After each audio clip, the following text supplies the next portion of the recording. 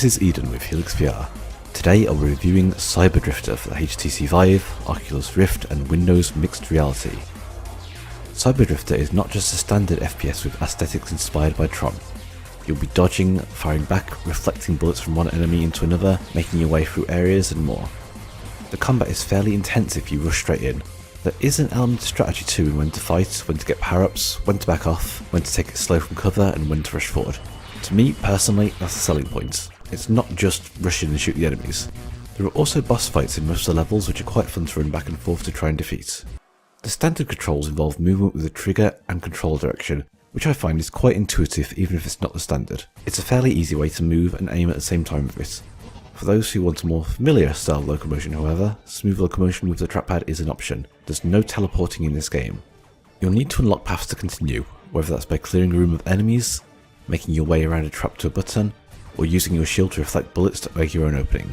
You have 5 lives. At the end, you'll be shown your score on the leaderboard, and then it's game over. The game does not appear to have a save system as such, but instead it has a level select system. The levels all follow the same theme, but they all have their own style. There are currently 4 levels, and more are said to be coming in the future. Now, graphically, the game is decent. I personally like the style, but it seems to be one which will very much depend on taste.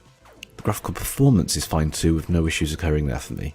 The sound is actually really good for the background music, it fits the atmosphere that the game has completely. The sound effects are decent but don't really stand out. Now for the negative. I encountered several bugs while playing through. That said, each time I reported an issue it was fixed within 24 hours. The developer definitely listens to and acts upon feedback, which is always nice. As it stands, I haven't found any bugs in the current version of the game. The only other negative point that I found is that it's fairly short. It could probably be completed within an hour. It is fairly cheap though in exchange. To sum it all up, Cyberdrifter is a pretty unique style of FPS. It's fairly short, but it's cheap enough to justify that. It's worth taking a look at. Once again, this was Eden from Helixx VR. If you'd like to see more content like this, please remember to like and subscribe.